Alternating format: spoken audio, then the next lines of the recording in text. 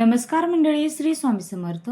यंदाची वटपौर्णिमा अत्यंत खास आहे, कारण या दिवशी अतिशय दुर्मिळ आणि शुभयोग जुळून आलेला आहे.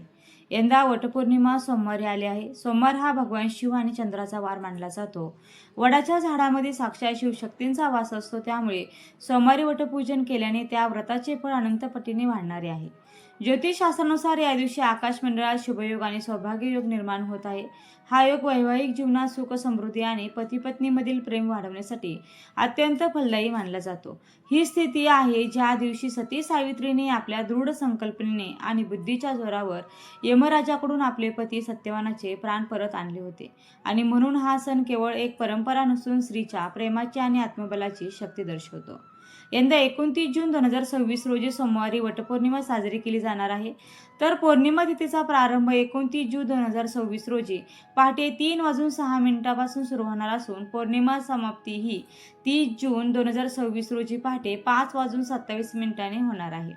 तर आजच्या व्हिडिओमध्ये वटपौर्णिमेच्या दिवशी काय करावे आणि काय करू नये संपूर्ण माहिती जाणून घेऊया. नंबर 1. वटपौर्णिमेच्या दिवशी सुवासिनींनी पहाटे लवकर उठून स्नान करावं. स्नान केल्यानंतर वटपौर्णिमेच्या व्रताचा संकल्प करावा. नवे वस्त्र किंवा शुभ रंगाची साडी परिधान करावी.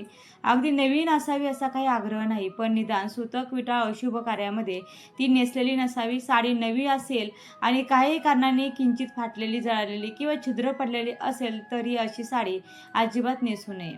नंबर 2. सर्वप्रथम देवालयातील गणपती बाप्पा कुलस्वामिनी यांची पूजा करून त्यांचं स्मरण करा आणि त्यानंतरच वडाची पूजाही करावी. नंबर 3. वटसावित्रीचा उपवास तुम्ही सकाळी सूर्योदयापासून तो सूर्य मावळल्यानंतर किंवा रात्री चंद्राची पूजा करून देखील तुम्ही सोडू शकतात, किंवा वडाला जाऊन आल्यावर देखील उपवास सोडू शकता. तुमच्याकडे जी पद्धत असेल त्या पद्धतीने तुम्ही उपवास हा करावा. नंबर 4. वटपौर्णिमेच्या दिवशी तुम्हाला हिरवा, लाल, पिवळा, केशरी, गुलाबी अशा शुभ रंग नेसून तुम्हाला वडाच्या झाडाची पूजाही करायची आहे. पांढरे आणि डार्क निळ्या रंगाची साडी नेसून आपल्याला पूजाही करायची नाहीये. नंबर 5. आपल्या हिंदू धर्मात प्रत्येक सणाला आणि पूजेला विशिष्ट रंगाचे महत्त्व सांगितलेलं आहे. रंग हे केवळ दिसायला सुंदर नसतात, तर त्यामध्ये एक विशिष्ट ऊर्जा असते. नंबर 6. हिंदू धर्मात कोणत्याही शुभ कार्यात किंवा सौभाग्याच्या सणात काळा रंग पूर्णपणे वर्ज्य म्हणजे निषिद्ध मानला जातो. काळा रंग हा राहू, केतू आणि शनीचा संबंधित असून तो राहूची नकारात्मकता आकर्षित करतो आणि हा रंग दुःखाचे प्रतीक देखील मानला जातो. त्यामुळे वटपौर्णिमेला काळी साडी, काळी बॉर्डर असलेली साडी किंवा बांगड्या अजिबात घालू नका. तसेच पांढरा रंग हा देखील सौभाग्याच्या पूजेत वापरत नाहीत, त्यामुळे तोही टाळावा. त्याचप्रमाणे डार्क निळ्या रंगाची साडी देखील घालू नये. नंबर 7. आता हे व्रत करणाऱ्या महिलांनी हातामध्ये काचेच्या हिरव्या किंवा लाल बांगड्या घालाव्या. काचेच्या बांगड्या या शुभतेचे प्रतीक म्हणून मानल्या जातात. काचेच्या बांगड्यांचा जो खणखणाट असतो तो घरातील नकारात्मकता ऊर्जाही दूर पळवतो आणि काचेच्या बांगड्यामधून निघणारा ध्वनी वातावरणात पवित्रता निर्माण करतो. नंबर 8. वडाचं झाड तुमच्या आजूबाजूला नसेल तर तुम्ही बघा, जसं नागपंचमीचं चित्र आपण काढून त्याची पूजा करतो किंवा रांगोळी काढून, तर तसं तुम्ही वडाचं झाड रांगोळीने काढून पूजा करा. पण प्राण नसलेल्या वडाच्या फांदीची पूजा करून तुम्हाला कोणतेही पुण्यफळ मिळणार नाही. वडाच्या झाडाची जी फांदी आहे ती तोडून आणून त्याची पूजा अजिबात करू नका, हे चुकीचं आहे. नंबर 9. उपवास करताना आहारामध्ये दूध, दही, फळे, साबुदाणा खिचडी, रताळे, सुकामेवा यापैकी तुम्हाला जे उपलब्ध असतील ते पदार्थ खा. भगर खाऊ नका. तसेच फळांमध्ये जांभूळ हे फळ उपवासाला खात नाहीत किंवा उपवासाला चालत देखील नाही. नंबर 10. सोयर, सुतक, मासिक धर्म यासारख्या अडचणी असतील तर पूजा करणं टाळावे आणि फक्त उपवास हा करावा. नंबर 11. या दिवशी आपण उपवास करतो तर मन शांत, प्रसन्न ठेवा. वादविवाद करणे, अपशब्द बोलणे, खोटे बोलणे, परनिंदा करणे किंवा परान्न खाणे या सगळ्या गोष्टी टाळाव्या. तसेच तामसिक पदार्थाचं सेवन देखील करू नका. नंबर 12.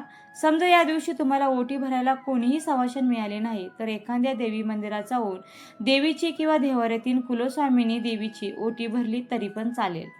नंबर 13.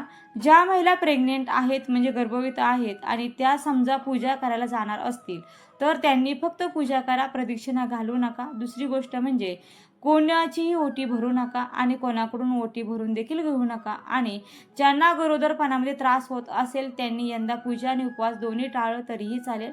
कथा मात्र तुम्ही नक्की ऐकू शकता. नंबर 14.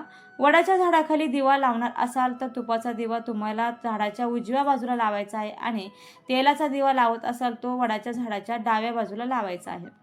नंबर 15, वटपौर्णिमेला तुम्ही शुभमुहूर्त पाहू शकत नसला तर दिवसभर कधीही पूजा करू शकता. फक्त संध्याकाळी सूर्यास्तानंतर तुम्हाला वडाची पूजा करता येणार नाही, हे लक्षात असू द्या. धर्मशास्त्रानुसार सांगायचं झालं तर संध्याकाळी सूर्यास्तानंतर आपण कोणत्याही झाडाची पानं, फुलं तोडू नये, कोणत्याही झाडाला स्पर्श देखील करू नये.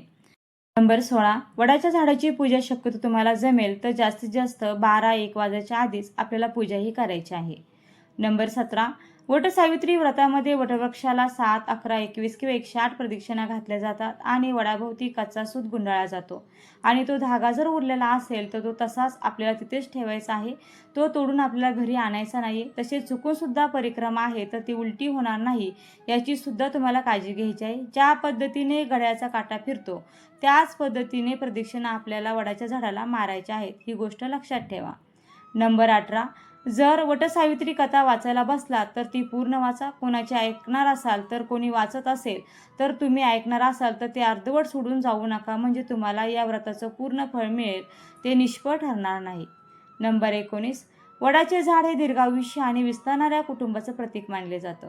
वड म्हणजे वडाचं झाड जे शेकडो वर्ष जगतं आणि वडाच्या झाडाला ब्रह्मा, विष्णू आणि महेश या तिन्ही देवांचं रूप मानलं जातं. त्यांच्या मुळामध्ये ब्रह्मा, कुंडात विष्णू आणि फांद्यांमध्ये शिववास करत असल्याचंही मानले जाते.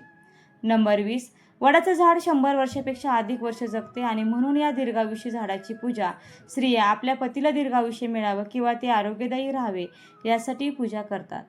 नंबर 21, वटपौर्णिमेच्या दिवशी सावित्रीची ओटी भरताना गव्हाचाच वापर करावा. पण तुमच्याकडे तांदूळ वापरत असतील तर काय हरकत नाही, पण 99% लोक फक्त गहूच वापरतात, तर शक्यतो गहूच वापरण्याचा प्रयत्न करावा. गव्हानेच ओटी भरायची आहे आणि ही जी ओटी आहे ती सावित्रीला आपल्याला अर्पण करायची आहे. अशा पद्धतीने तुम्ही पूजा ही तुमची पूर्ण होणार आहे. नंबर 22, वटसावित्रीच्या दिवशी कोणत्याही प्रकारच्या वृक्षाला किंवा वटवृक्षाला इजा करू नये, त्याची हानी करू नये. म्हणजेच काय तर वडाच्या झाडाच्या पाने तोडू नका, वडाच्या झाडाची फांदीही तोडू नये. नंबर 23, व्रत करताना मनामध्ये नकारात्मक विचार, कोणाबद्दल काही द्वेष भावना हे मनामध्ये आणू नका आणि कोणाबद्दल काहीतरी वाईट विचार मनामध्ये आणून पूजा केली तर त्याला काही अर्थ राहणार नाही. नंबर 24, महिलांनी या वटपौर्णिमेच्या दिवशी नवीनच साडी नेसायची आहे किंवा आपल्या लग्नातील जो शालू असतो तो तुम्ही नेसला तरीही चालेल, हातात हिरवा चुडा देखील घालायचा आहे. नंबर 25, वटपौर्णिमेला वडाच्या पूजेनंतर 5 महिलांची तुम्ही ओटी भरू शकता किंवा तिथे 5 महिलांच्या ओटीमध्ये थोडेसे गहू आणि 1 आंबा असं आपल्याला द्यायचं आहे. त्या 5 महिला आपल्याला सेम याच पद्धतीने गहू आणि आंबा आपल्या ओटीमध्ये देत असतात. काही ठिकाणी 1-1 रुपयाचं कॉईन देखील टाकले जातात. तर या दोन्हीपैकी तुमच्याकडे जी करण्याची पद्धत आहे ती तुम्ही करू शकता किंवा या दोन्ही पद्धती तुमच्याकडे नसतील तर तिथे आहे त्या महिलांना किंवा तुमच्या ओळखीच्या महिलांना किंवा कमीत कमी 5 महिलांना तुम्हाला हळदी कुंकू जे आहे ते लावायचं आहे. नंबर 26, पूजेनंतर घरी आल्यानंतर पतीला औक्षण करायचं आणि त्यानंतर पूर्णावनाचा जो काय आपण स्वयंपाक बनवला आहे तर तो खाऊन आपल्याला उपासा सोडायचा असतो.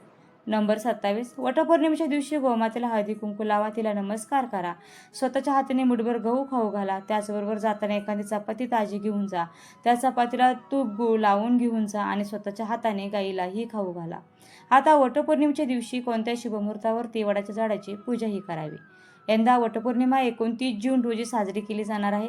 या दिवशी सोमवार आहे. वटपौर्णिमा म्हणजे ज्येष्ठ पौर्णिमा प्रारंभ होणार आहे रविवारी 28 जून रोजी पहाटे 3:06 आणि पौर्णिमा समाप्त होणार आहे 30 जून रोजी पहाटे 5:26. उद्या तिथीनुसार 29 जून रोजी संपूर्ण दिवसभर पौर्णिमा असणार आहे. वटपौर्णिमेच्या दिवशी काही शुभमुहूर्त आहेत. या दिवशी वडाच्या झाडाची पूजा करण्यासाठी सकाळची वेळ सर्वोत्तम मानली जाते. पंचांगानुसार काही शुभमुहूर्त दिले आहेत, जसे अमृत मुहूर्त आहे पहाटे 5:26 पासून ते सकाळी 7:11 हा अमृत मुहूर्त असणार आहे. त्यानंतर सकाळी 8:55 पासून ते सकाळी 10:40 आणि याच दिवशी अभिजित मुहूर्त सकाळी 11:25 पासून ते दुपारी 12:20 असणार आहे. तर बघा, आता या वेळेमध्ये आपण वडाच्या झाडाची ही पूजा करू शकतो. मात्र एक गोष्ट लक्षात ठेवा की सकाळी 7:30 पासून ते सकाळी 9 वाजेपर्यंत म्हणजेच या 1.5 तासाच्या दरम्यान राहू काळ असल्याने शक्यतो या काळात आपल्याला पूजा करणे हे पूर्णपणे टाळायचं आहे. आता हा राहू काळ सोडून आपण पूर्ण दिवसभर अगदी 6 ते 6:30 वाजेपर्यंत पूजा केली तरी देखील चालणार आहे.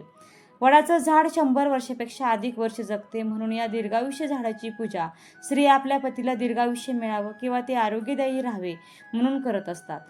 वडाच्या झाडाची म्हणजे साक्षात ब्रह्मा, विष्णू आणि महेश आणि शिवशक्तींची पूजा करतो तेव्हा आपल्या अंगावरील शुभ रंग पूजेची सकारात्मक ऊर्जा आपल्या शरीरात आणि मनामध्ये संक्रमित करतात. योग्य रंग परिधान केल्याने मनाला शांतता लाभते, पती पत्नीमधील प्रेम वाढते आणि घरातील नकारात्मकता देखील दूर होते. तर हा माहितीपूर्ण व्हिडिओ कसा वाटला, आवडला असेल तर व्हिडिओला नक्की लाईक करा, शेअर करा आणि चॅनलला सबस्क्राईब करायला मात्र अजिबात विसरू नका. व्हिडिओ शेवटपर्यंत पाहिल्याबद्दल अगदी मनापासून तुमची खूप खूप आभारी आहे. धन्यवाद. श्री स्वामी समर्थ. जय जय स्वामी समर्थ. रामकृष्ण हरी. जय जय रामकृष्ण हरी. ओम नमो भगवते वासुदेवाय नमः. ओम नमो भगवते वासुदेवाय नमः.